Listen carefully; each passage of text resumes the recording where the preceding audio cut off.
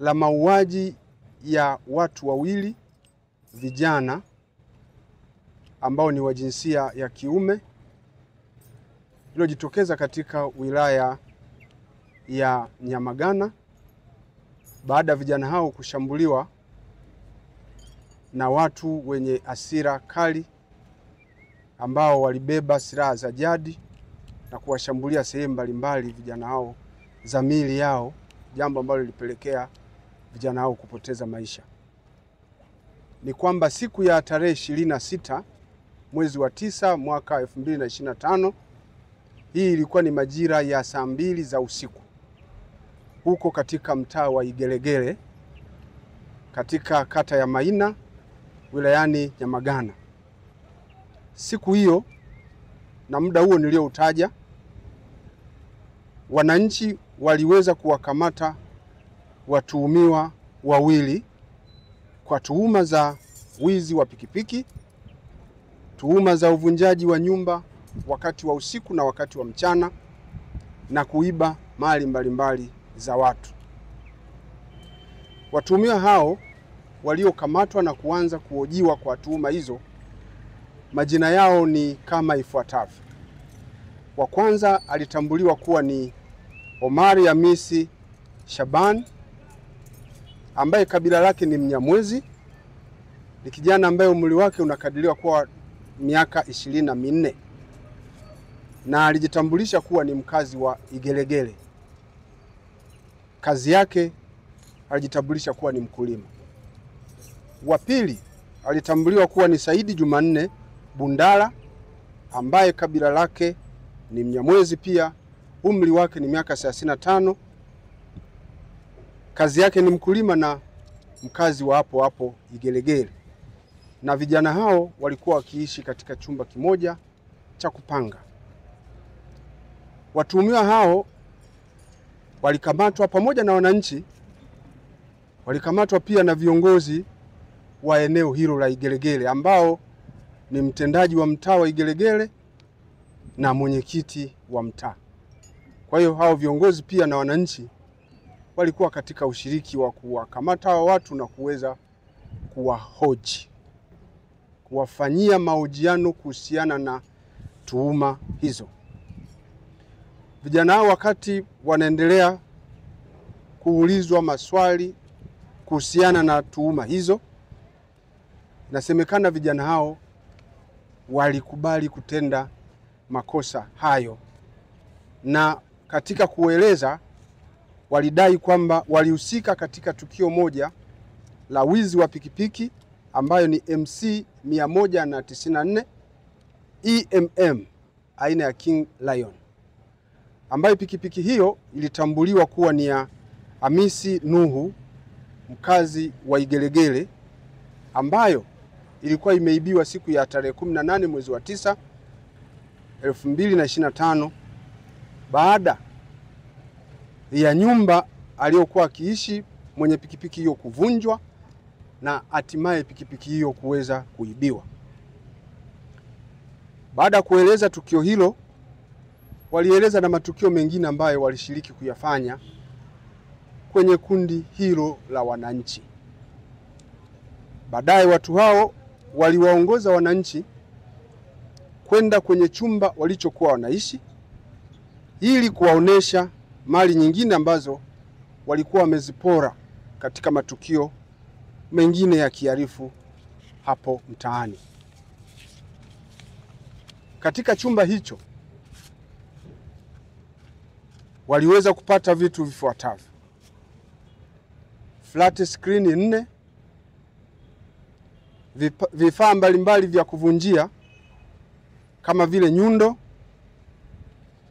msumeno, lakini pia aliweza kukutwa wakiwa na funguo malaya 2, funguo za kufungulia makufuli na milango tofauti tofauti 2, na funguo nyingine mbalimbali ambazo za kufungulia mageti na milango tofauti tofauti ziko funguo 70. Lakini walikutwa na kifaa maalum cha umeme ambacho walidai kukitumia katika kuvunjia milango na madirisha. Lakini waliweza kukutwa na mtalimbo mmoja Pia walipatikana na makufuli 8 ambayo tayari alikuwa ameshavunjwa na spana mbalimbali 12. Baada ya kupatikana kwa vitu hivyo, ndipo wananchi wenye hasira kali walianza kuwashambulia watuhumiwa kwa kutumia silaha mbalimbali za jadi, ambazo silaha hizo walizitumia kuwashambulia vijana hao sehemu mbalimbali katika miili yao. Viongozi waliokuwa kwenye eneo hilo, baada ya kuona tafulani hilo, walijaribu kulizuia kundi hilo la vijana ambao walikuwa na hasira wasiwashambulie wale wahalifu ambao walikuwa wanaendelea kuonyesha mali za wizi, lakini viongozi hao hawakuweza kwa sababu tayari watu walikuwa na hasira kali.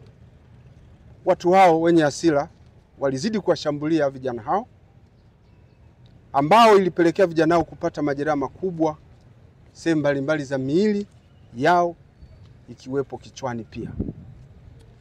Baada ya vurugu hizo, au wakati vurugu hizo zikiendelea, viongozi walifanikiwa kupiga simu kwa jeshi la polisi, na askari wetu wa jeshi la polisi walifika katika eneo hilo baada ya kupokea taarifa kwa njia ya simu kutoka kwa viongozi hao. Askari wetu baada ya kufika kwenye eneo la tukio walifanikiwa kutawanya kundi hilo la watu waliokuwa na silaha za jadi na waliokuwa wakiendelea kuwashambulia hao vijana wawili. Kundi hilo liliweza kutawanyika na jeshi la polisi waliweza kuwachukua vijana hao ambao hata hivyo walikuwa wamejeruhiwa vibaya katika miili yao. Waliwachukua na kuwapeleka kwa ajili ya matibabu.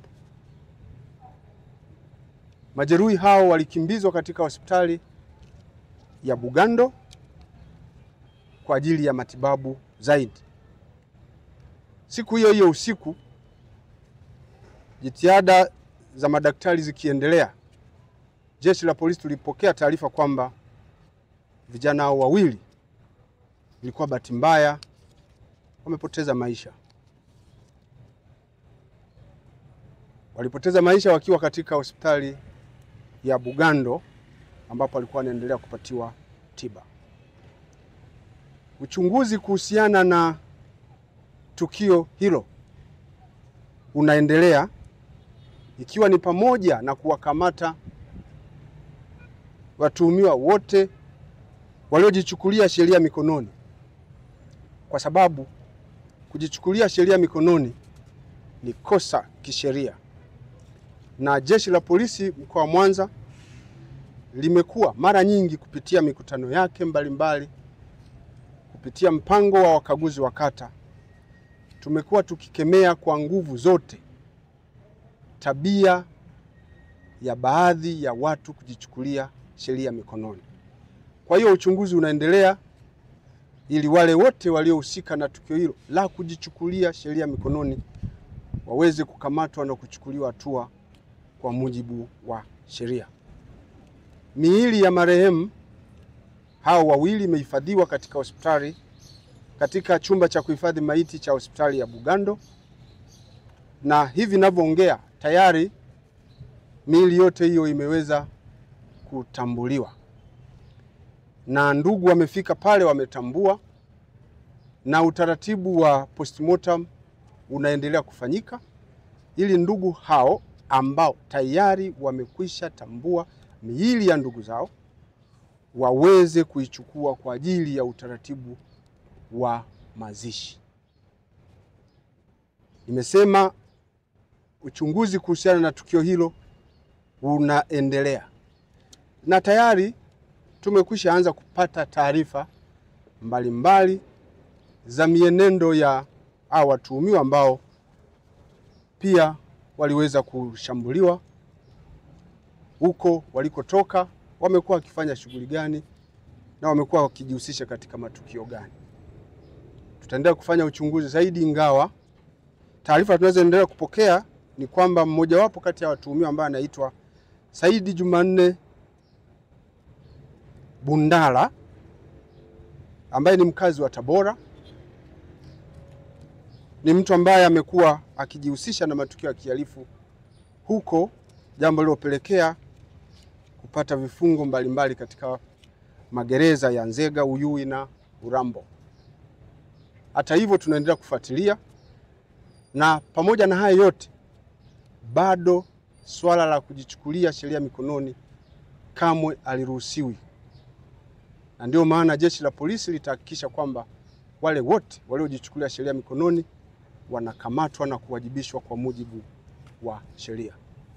Ndugu waandishi wa habari, kiachilia tukio hilo, hali ya mkoa wa Mwanza imeendelea kuwa tulivu.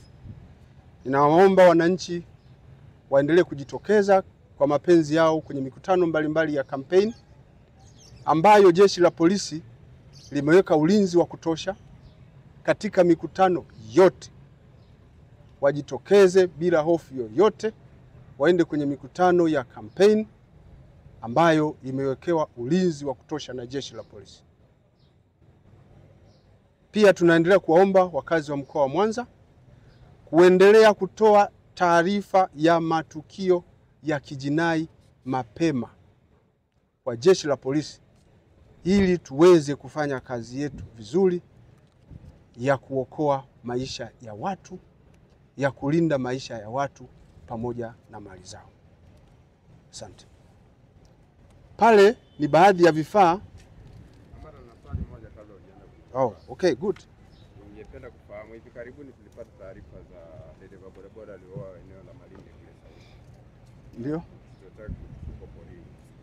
Ningependa kufahamu muendelezo wa hilo, lakini sasa hivi kuna propaganda nyingi sana mtandaoni kwamba watu Oktoba